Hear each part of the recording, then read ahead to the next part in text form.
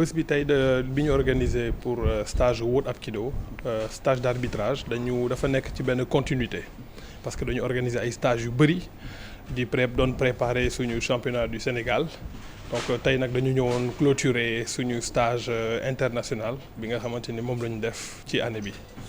mbirum arbitrage mu doon lu doy waar daanaka discipline yu bëri day poser problème tey défi yi bëri na responsabilité la ñu mën a tënk tey ci li nga xamante ne tey war nañ ko dénk nañ ko ñii di arbitre tey li nga xamante ni moom la ñu exposé ci wàllum stage bi bëri na parce que wax nañ ci wàllum éthique wax nañ ci wàllum moral wax nañ ci wàllum parité parce que dans les compétitions surtout en matière d'art martial souvent du bëri ay jigéen. donc ñun suñuy ambition tey mooy que suñuy arbitre ñu mën leen préparer ñu mën a am formation bu baax formation bu am rigueur professionnelle pour que ñu mën a dem à des niveaux internationaux. yaa ngi ñëw ci wàllum éthique ak morale aussi tam ci li ñi di compétir tamit arbitre yi seen taxawaay responsabilité bu rëy la. waaw comme ni ko suñu formateur bi doon waxee sànq maître Diatta donc suñu rôle de l'arbitre nekkul seulement au-delà de arbitrer combat. waaw dafa nekk dans la protection même des combattants dañ leen war a protéger ba pare arbitre bi dañ leen war a nekk de bonne moralité ba pare décision yi nga xamante ni moom la ñuy jël yenn saa yi dafay nekk ay décisions yu importantes parce que dafay jouer ci carrière athlète yi te dañu war a préparer wu pour mën a jël ay devant ci wàllum compétition dañu war a préparer techniquement mais également moralement ba pare arbitre dafa war a am bonne éthique mu war a mën a wane exemplarité ci li nga xamante ni moom lay def. parce que arbitre dafa war a nekk ki nga xamante ni moom la ñuy respecter moom moo war a joxe ay kàddu yi nga xamante ni supporters yi ak ñëpp ñi nga xamante ni ñoom ñooy teew ci compétition ñoom ñoo koy mën a ay décisions yi nga xamante ni moom lay jël dañu war a wóolu pour mën a promouvoir suñu sport. alors Sénégal aussi tamit war a accueillir événement mondial JOJ tey jii lan mooy seen taxawaay ci activité boobu noonu. continuité stage yi nga xamante ni moom la ñuy def à ces niveaux internationaux dafa nekk ci continuité wu ak préparation aux Jeux olympiques yi nga xamante ni moom la Sénégal war a accueillir 2026 ñu mën a préparer suñuy athlètes pour que ñuy mën a jël avoir des arbitres de renommée des arbitres yoo xamante ni qui ont été formés des arbitres yi nga xamante ni jàng nañ xam nañ exactement li nga xamante ni moom la ñuy def et que dinañ mën a assister à des compétitions nationales mais également internationales. Chers maîtres, chers arbitres, chers participants, c'est avec un immense plaisir et une grande fierté que je prends la parole à la clôture de ce stage arbitral du World Hapkido Sénégal. Depuis sa création, notre association s'est donnée pour mission de former, d'encadrer et d'accompagner la jeunesse sénégalaise à travers le Hapkido. Cet art martial qui, au-delà de la technique et de la compétition, transmet des valeurs essentielles.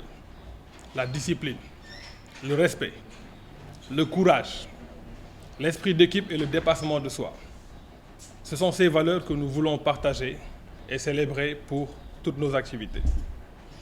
Ce stage marque une étape importante dans la formation de nos arbitres et s'inscrit dans la continuité des précédentes formations, notamment après le premier championnat du Sénégal que le World Hapkido a organisé il y a quelques jours.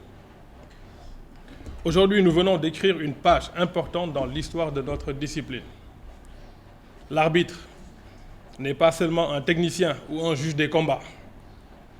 Il est avant tout le garant de la justice, de l'équité et de la sécurité des combattants, disait M. Diatta tout à l'heure.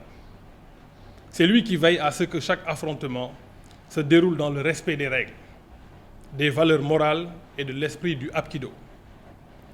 Les échanges de cette journée ont permis de mettre en lumière des points essentiels.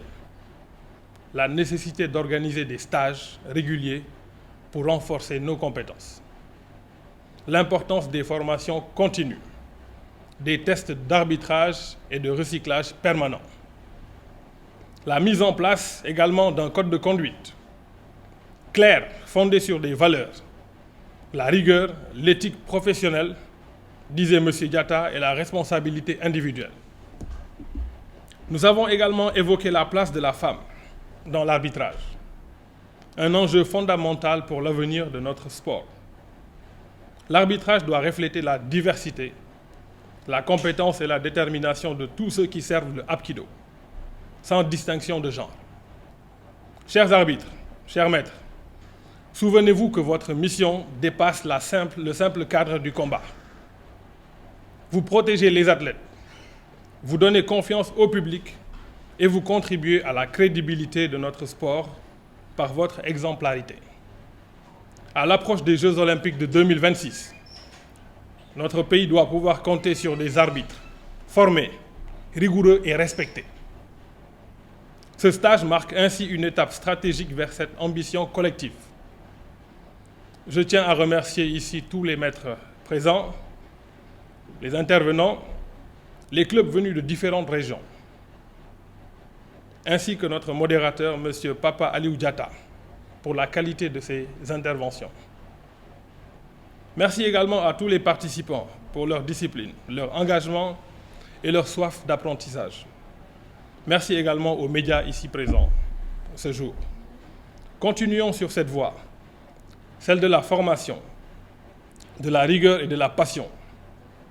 Ensemble, faisons du Hapkido sénégalais une référence en Afrique et dans le monde. Je vous félicite pour cette belle réussite et déclare clos ce stage arbitral international. Vive le Hapkido, vive le Sénégal.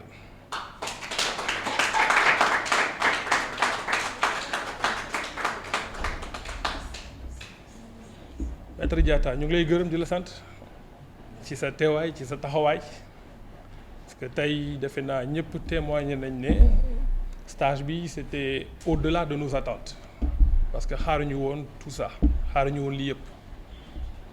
Je pense que li ñu organiser stage bii nii tey le message va passer et que lors de nos prochains stages je pense qu'il y aura beaucoup plus de monde incha allah waaw.